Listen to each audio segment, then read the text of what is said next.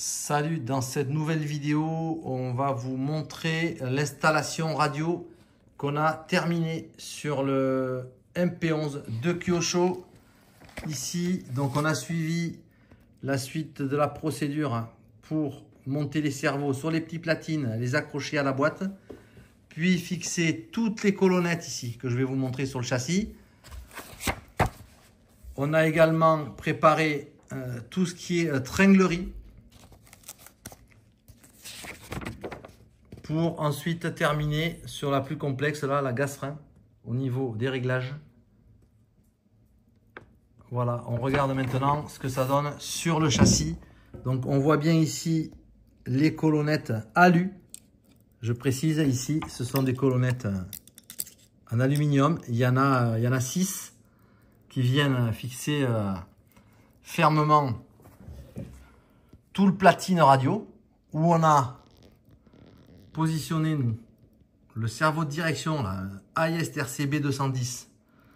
On a le même sur le gaz-frein. Voilà, on a des colonnettes devant ici, hein, c'est bien fixé fermement. Et dans les boîtes, alors là on a volontairement pas fermé les boîtes puisqu'on est en train d'installer le connecteur XT60, donc on n'a pas terminé. On laisse les boîtes ouvertes pour l'instant. On a choisi dans un premier temps de faire les essais avec la lipo, dont le fils il passera à l'intérieur. Il y a un petit trou ici, ça passera par dessous. La lipo dans ce sens et le récepteur ici pour les premiers essais. Alors on voit en détail ici la partie du cerveau de direction. Alors la particularité, c'est le positionnement en transversal sur le châssis. On peut monter le palonnier alu Kyosho en 18,5. Moi, j'ai monté le ISRC. Ça se rapproche très sensiblement du 18,5 de Kyosho quand on le met sur le point d'ancrage en position 1 ici. On a 2 points. Sur le point 1, on se rapproche du 18,5 de Kyosho. Et le point d'ancrage ici sur le soft cerveau, il y a une pièce reverse. On a suivi la notice, on a mis le point éloigné. On peut aussi mettre la pièce de manière inversée pour avoir le point d'ancrage un petit peu plus à l'intérieur. Mais là, on a suivi la notice. Voilà pour le cerveau de direction, hein. Donc là, on se retrouve dans une configuration type brushless. Position de cerveau de direction ici, hyper direct. Voilà, on a une petite biellette ici. Et quand on allumera la radio, je vais vous montrer. C'est assez réactif et ça sera très rapide sur le circuit. Ici, gaz-frein, toujours un AIS B210. Et là, on a monté le palonnier Kyosho. Le classique, c'est le même qui était monté sur le MP10. Et le MP11, c'est exactement la même config avec le déport ici. Il y a un petit déport. Et toutes les pièces de visserie sont fournies avec le palonnier Kyosho. Voilà.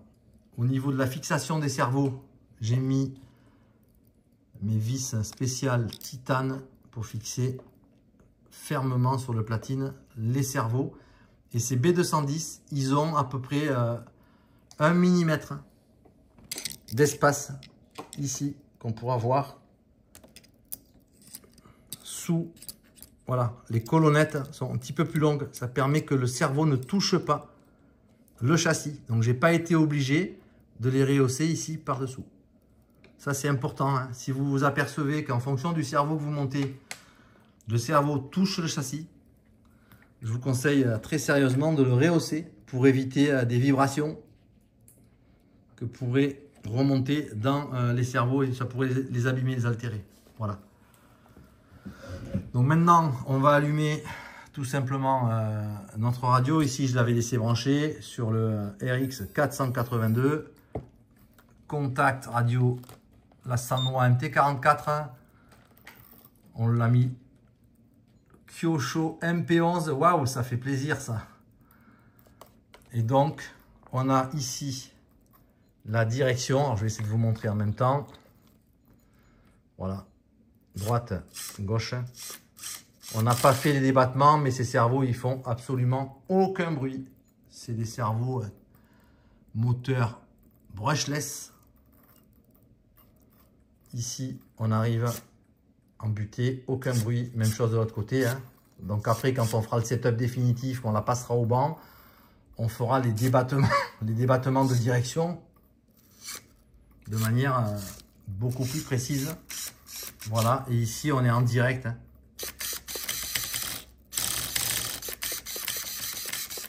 Donc c'est hyper réactif. Et pour le gaz frein, il est là. Donc j'ai dû diminuer hein, les débattements pour pas aller trop loin. Position accélération. On a choisi de mettre ici la boule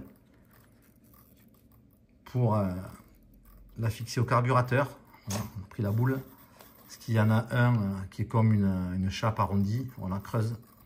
J'ai privilégié la boule. Et au niveau du frein, on a monté toute la tringlerie. Donc ici, on s'est arrêté. Ce qui est bien, c'est qu'il y a des petits ressorts. Donc on s'aperçoit que quand on fait les essais, on peut vraiment le mettre à zéro. C'est-à-dire dès qu'on arrive en butée, on fait le serrage ici. Et dès que ça va tirer, on voit que la plaquette, elle viendra ici, là. Elle viendra serrer le frein. Plus on a des réglages par molette qu'on retrouve ici. Pour le frein arrière et en dessous pour le frein avant. Voilà. Donc gaz et frein. On viendra ici avec le réglage brake. Augmenter le tirage sur le frein. Donc c'était pratique puisque ça sera ici au pouce sur la radio. Et donc frein, gaz et frein. Et on voit tout de suite, même avec peu de débattement, on voit que le frein il commence à être activé.